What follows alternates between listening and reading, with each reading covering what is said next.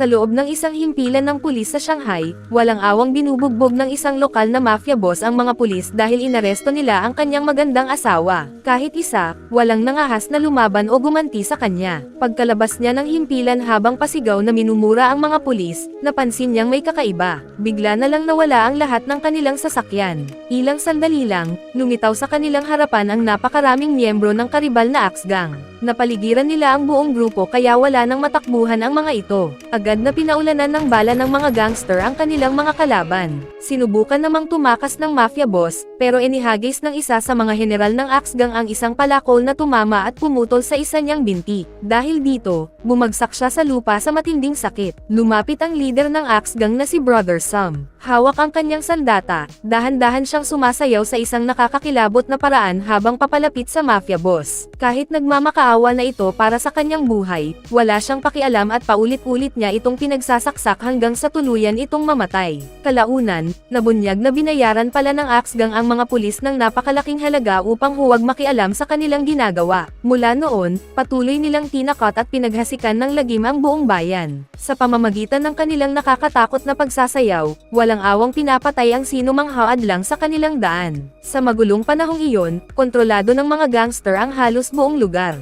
Ngunit may isang mahirap na pamayanan na tinatawag na Pigsty Valley ang nanatiling payapa, dahil wala namang interes ang mga gang sa lugar na iyon dahil sa sobrang kahirapan nito. Ang buong lugar ay pagmamay-ari ng isang landlord na tila palaging lasing.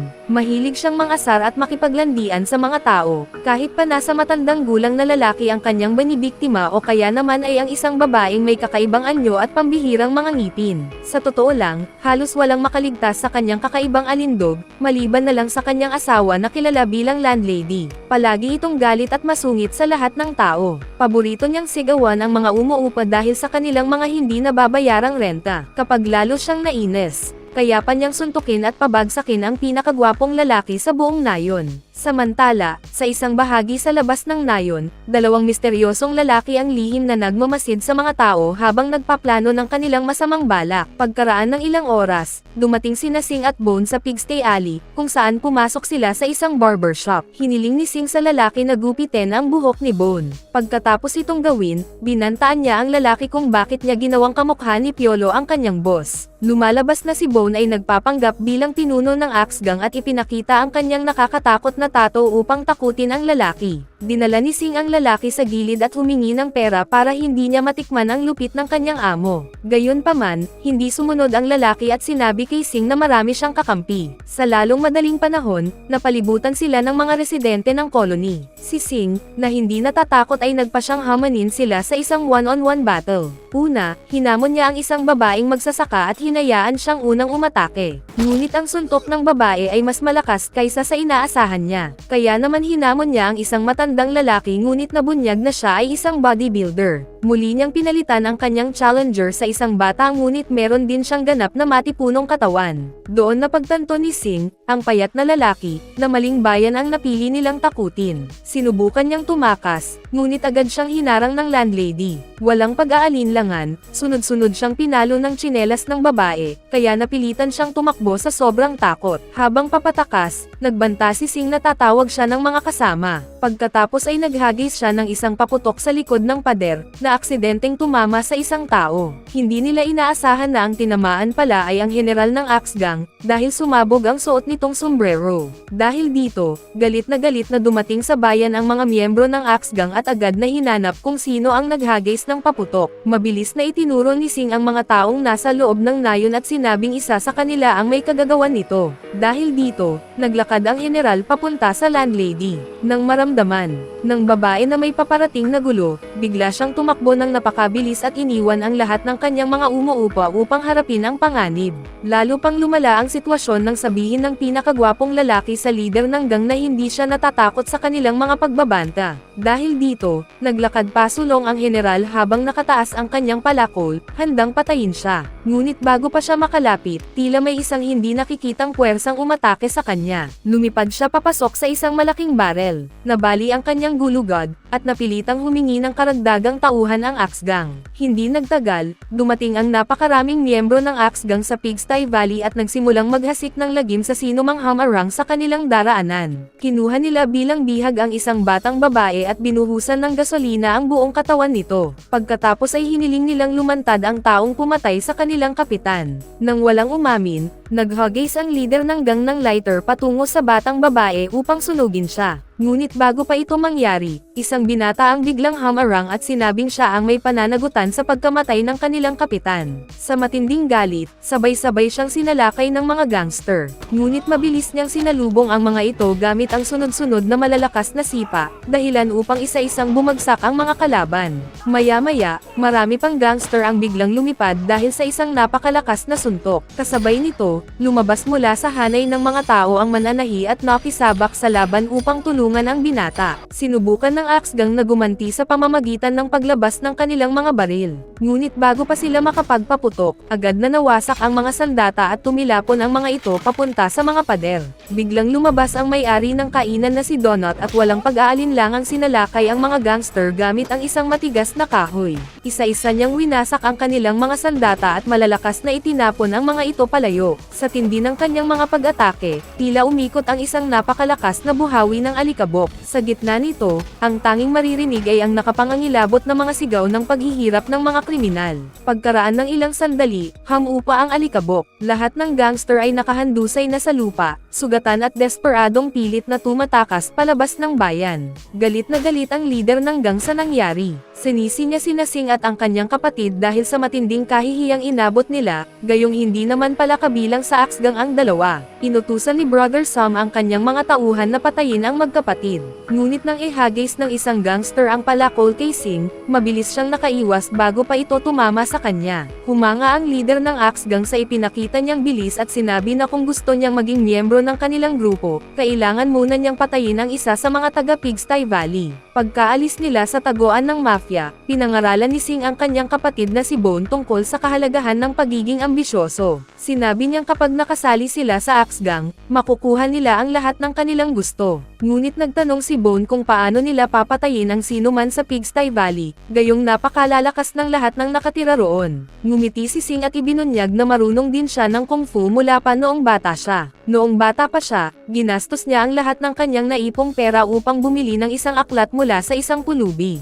Ayon sa matanda, ang librong iyon ang magbibigay sa kanya ng pambihirang kapangyarihan. Sa halip na pumasok sa paaralan at maging doktor, pinili ni Sing na pag-aralan ang kung fu dahil pangarap niyang protektahan ang mundo laban sa kasamaan. Isang araw, nakita niya ang isang peping batang babae na inaapi ng grupo ng mga batang lalaki. Agad niya silang sinita at inutusang tigilan ang pambubuli. Sinubukan niyang iligtas ang babae gamit ang kanyang kung fu, ngunit mabilis lang siyang nabugbog at bumagsak sa lupa. Pinagtawanan siya ng mga batang lalaki at labis siyang ipinahiya bago nila tuluyang iwan ang dalawa na nakahandusay sa lupa. Mula noong araw na iyon, naniwala si Sing na hindi kailanman nananalo ang mabubuting tao sa mundo ito. Kaya nangako siyang magiging masamang tao na lamang upang magtagumpay. Makalipas ang ilang sandali, may nakita siyang kariton ng sorbetes. Nagkunwari siyang bibili, ngunit bigla niyang sinunggaban ang mga sorbetes at mabilis na tumakbo. Wala nang nagawa ang peping batang babae kundi habulin sila habang siya naman ay pinagtatawanan ang desperado niyang pagsisikap. Nang sumunod na araw, pinagalitan ng landlady ang tatlong master dahil sa hindi pagsabi sa kanya na mga kung fu master sila. Dahilan para gawin na silang pangunahing target ng gang. Nagkaroon siya ng pagtatalo kay Rabbit Tooth Jane at sa lahat ng iba pang mga tenant na nagsimulang sumigaw sa kanya. Dahil dito, nagalit ang landlady at ang kanyang sigaw ay nagawang mabasag ang ilang baso na nagpatigil sa lahat sa pagsasalita. Sa gitna ng kanilang pagtatalo, dumating si Nasing at Bone. Umaasang mapapatay nila ang landlady. Nagtago sila sa isang sulok at sinubukan ni Sing na batuhin siya ng kutsilyo. Ngunit hindi sinasadyang bumalik ito sa kanyang sariling balikat. Hiniling niya kay Bone na gawin ang trabaho dahil siya ay nasaktan ngunit siya ay napakalampa at tinamaan si Sing sa kanyang kabilang balikat. Para sa kanilang huling kutsilyo, lumapit ng kaunti si Bone ngunit naitusok niya ang dulo kay Sing at nataman lamang ang landlady ng handle. Matapos ang kanilang nabigong pagtatangka, sinubukan nilang tumakbo ngunit napansin sila ng landlady. Para takutin siya, binuhat ni Bone ang isang malaking box na lumalabas na may mga ahas ngunit lahat ng ahas ay nahulog kay Sing. Nang subukan ni Sing na tanggalin ang mga ahas sa pamamagitan ng pagsipol, kinagat ng isa ang kanyang bibig. Kalaunan, isang habulan ang naganap habang hinahabol ng landlady si Sing sa buong highway. Ngunit sa huli ay nagawang makatakas ni Sing sa babae. Kinaumagahan nang nakipagkita si Bone kay Sing, napansin niyang magaling na ang kanyang mga sugat at pinuri ang kaibigan sa kung paano niya nagagawang mag-heal ng napakabilis. Pagkatapos ay napansin nila ang dalawang bulag na lalaki na may dalang malaking bag at pinagtawanan sila. Hindi alam na ang mga bulag na lalaking ito ay talagang mga bihasang kung fu master na inupahan ng Axe Gang. Samantala, nagpa siya si Brother Sam na umupo ng dalawang propesyonal na mamamatay tao upang maghiganti sa mga taga Pigsty Valley. Bagamat parehong bulag ang dalawang lalaki, kilalang kilala sila sa mundo ng mga kriminal dahil pinapatay nila ang kanilang mga kalaban gamit lamang ang kanilang musika. Habang pinupuri ng tagapayo ang dalawang mamamatay tao at tinatawag silang pinakamalalakas na assassin, mapagpakumbaba naman nilang itinanggi iyon. Ayon sa kanila, mayroon pang isang taong mas makapangyarihan kaysa sa kanila, isang lalaking kilala bilang The Beast. Ngunit sa kasalukuyan, nakakulong ito sa isang asylum. Kinagabihan, nagpa siya ang isa sa mga mandirigma na umalis muna sa nayon upang makaiwas sa panibagong gulo. Habang naglalakad siya, napansin niya ang isang music hero na tahimik na tumutugtog ng kanyang instrumento. Patuloy siyang lumalayo sa musika, ngunit hindi niya napansin na isa-isang napuputol ang mga bagay sa kanyang likuran dahil sa mga sound wave na nililikha ng tugtog. Agad niyang napagtanto na may mali, ngunit huli na ang lahat. Sa isang iglap, pinugutan siya ng ulo ng assassin. Kasabay nito, inambush naman ng ikalawang music hero ang mananahi. Napilitan siyang lumaban habang walang tigil silang nagpapalitan ng mga suntok at sipa. Halos magkapantay ang kanilang lakas sa malapitan. Sa tindi ng kanilang labanan, nabasag pa nila ang mga pader ng gusali at parehong bumagsak sa labas, kung saan naghihintay ang unang music hero. Muling tumugtog ang bulag na assassin at ginamit ang kanyang nakamamatay na sound wave upang salakayin ang mananahi. Dahil dito, malakas siyang tumilapon sa gitna ng bukirin. Bago pa tuluyang mapatay ang mananahi sa sunod-sunod na pag-atake, dumating ang may-ari ng kainan na si Donut at agad siyang iniligtas. Mas naging epektibo ang kanyang depensa nang gumamit siya ng sibat. Isa-isa niyang inihagis ang mga sandata patungo sa dalawang assassin bilang ganting atake. Habang papalapit ang mga sound wave, mabilis na sumugod si Donut at isa-isang naitaboy ang mga ito. Habang lalong lumalakas ang musika, lalo rin siyang papalapit sa kanyang mga kalaban. Sa wakas, naabot niya ang dalawang music hero gamit ang huli niyang sandata. Ngunit bago pa ito tumama, bigla itong huminto na parang may hindi nakikitang panangga. Dahil dito, nataman siya ng malakas na ganting atake ng mga assassin at tumilapon palayo. Mabilis na bumalik sa kanilang pwesto ang dalawang music hero at ipinagpatuloy ang walang awang pag-atake. Upang mailigtas si Donut, itinulak siya ng mananahi palayo sa panganib.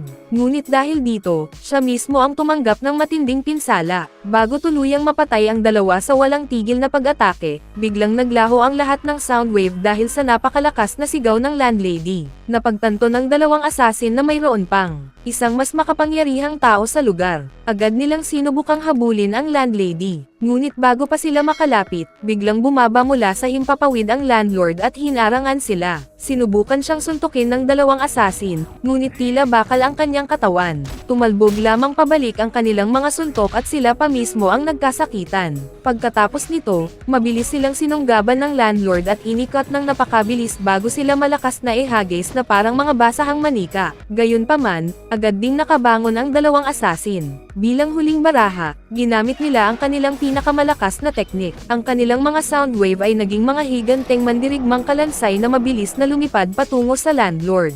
Biglang humarap ang landlady at ginamit ang kanyang pambihirang teknik ng napakalakas na sigaw. Sa isang iglap, nagkawatak-watak ang mga kalansay na nilikha ng sound wave, at malakas na tumilapon ang dalawang music hero. Nang matapos ang labanan, agad na nagsugod ang mga taga-nayon upang iligtas ang kanilang mga bayani. Ngunit huli na ang lahat para sa dalawa sa kanila. Hindi rin nagtagal, tuluyan ng nalagutan ng hininga si Donut dahil sa matinding sugat na kanyang tinamo. Kinabukasan, sinubukan ni Sing na mang-api ng isang pasahero sa tren. Ngunit sa halip na siya ang manalo, paulit-ulit siyang binugbog at walang awang itinapon palabas ng tren na parang isang karaniwang pulubi. Sinisi niya ang kanyang kapatid na si Bone dahil hindi raw ito sapat na masama. Nagreklamo rin siya na ilang araw na ang lumipas ngunit wala pa rin silang napapatay, kaya hindi niya alam kung paano sila matatanggap sa Axe Gang. Habang naglalakad, muli niyang nakita ang tindera ng sorbetes at dali-daling nilapitan ito. Pinilit niyang ibigay ng babae ang lahat ng kanyang pera at marahas pa niya itong itinulak sa lupa. Muli niyang hinablot ang babae at tinutukan ng kutsilyo.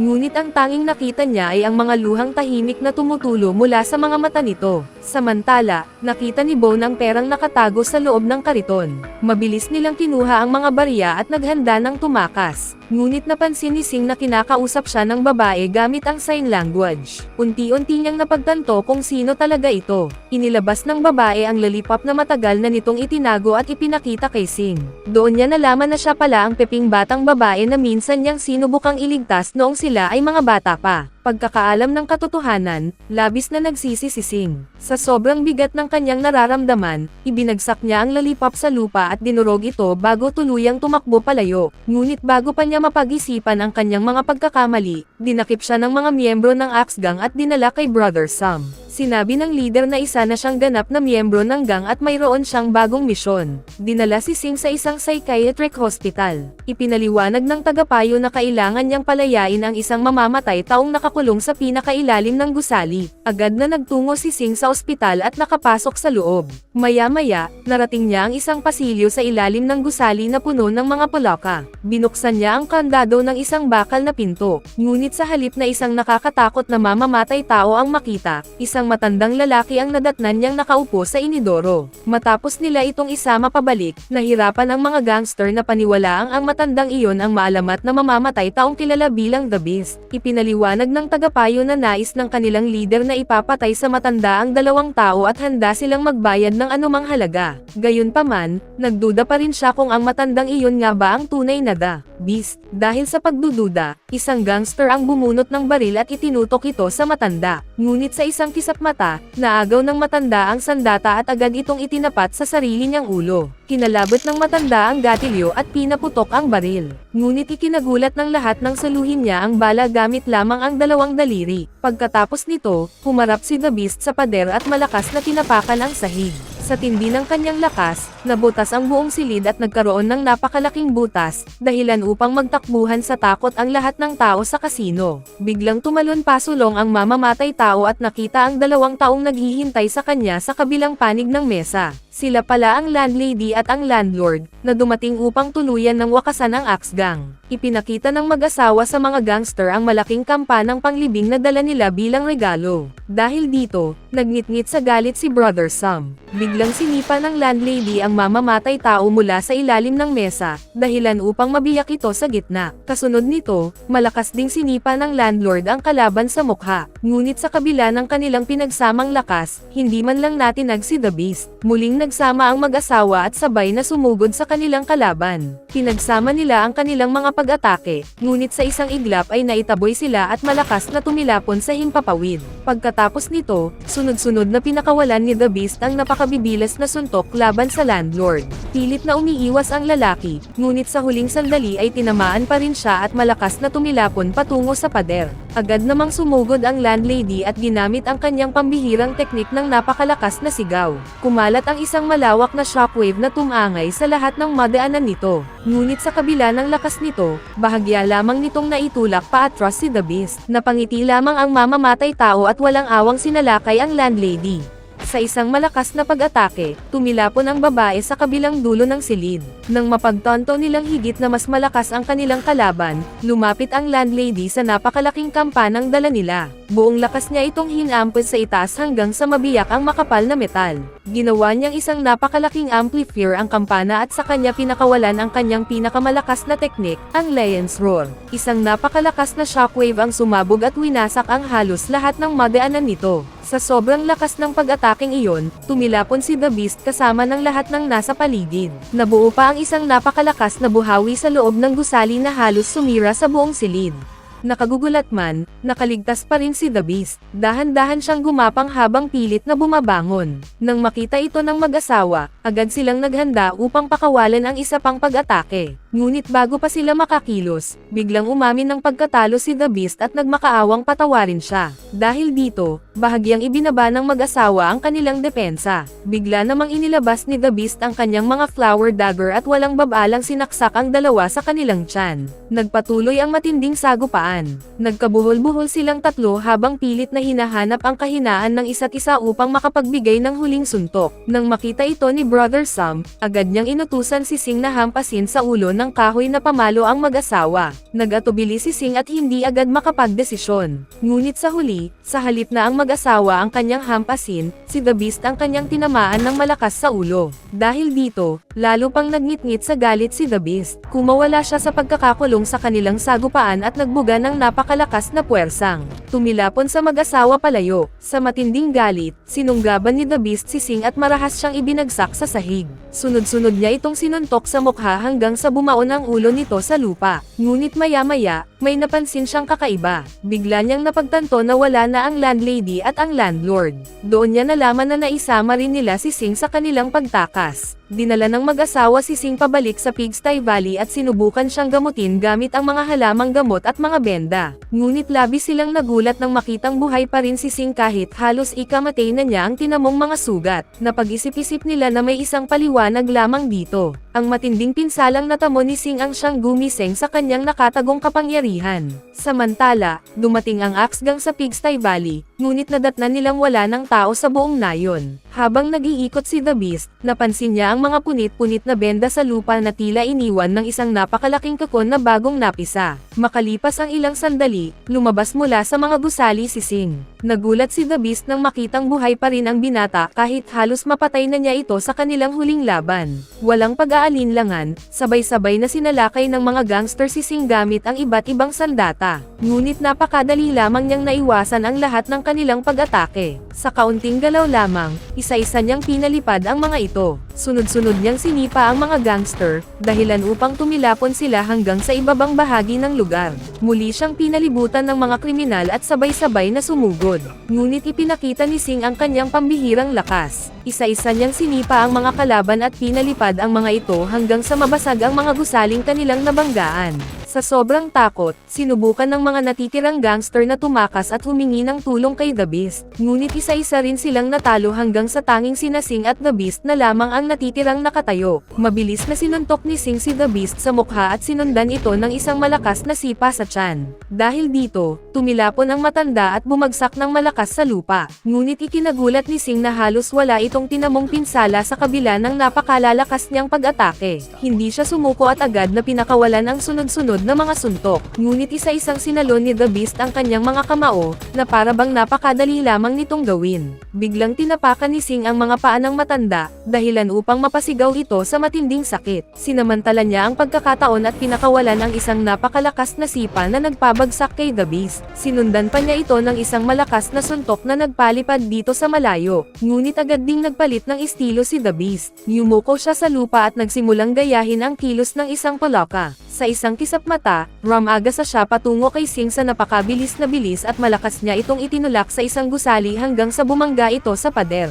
Sinubukan ni Sing na tumalon patungo sa mas mataas na bahagi ng mga gusali upang makalayo. Ngunit nasundan ni The Beast ang bawat galaw niya. Mabilis itong sumugod at muling tinamaan si Sing, dahilan upang tumilapon siya ng napakataas sa himpapawid. Sa sobrang lakas ng pag-ataking iyon, umabot si Sing sa napakataas na bahagi ng kalangitan at tila tuluyan siyang naglaho sa ulap. Patuloy na tumilapon si Sing paetaas. Ngunit unti-unti siyang bumagal hanggang sa tuluyan niyang makontrol ang kanyang paglipad. Habang nakatingala sa kalangitan, napansin niyang ang mga ulap ay tila bumuo ng isang napakalaking anyo ng Buddha. Magalang niyang pinaglapit ang kanyang mga palad at saka mabilis na bumulusok pababa. Habang papalapit siya sa lupa, lalo pang bumibilis ang kanyang pagbaba. Unti-unting nagliyab ang kanyang mga palad hanggang sa tuluyang nabalot ng apoy ang buo niyang katawan. Samantala, biglang nakaramdam si The Beast ng matinding panganib. Pagtingala niya sa langit, nakita niya ang tila isang napakalaking bulalakaw na rumaragasa pababa patungo sa kanya. Sa sandaling iyon, pinakawalan ni Sing ang pinakamalakas niyang teknik, ang Buddhist palm. Isang napakalaking bunganga ang nabuo sa lupa sa ilalim ni The Beast habang dinudurog siya ng napakalakas na puwersang bumabagsak mula sa itaas. Dahil sa sobrang takot, agad na nagmakaawa si The Beast na patawarin siya. Dahil dito, pinigilan ni Sing ang kanyang pag-atake habang patuloy na lumilipad sa himpapawid.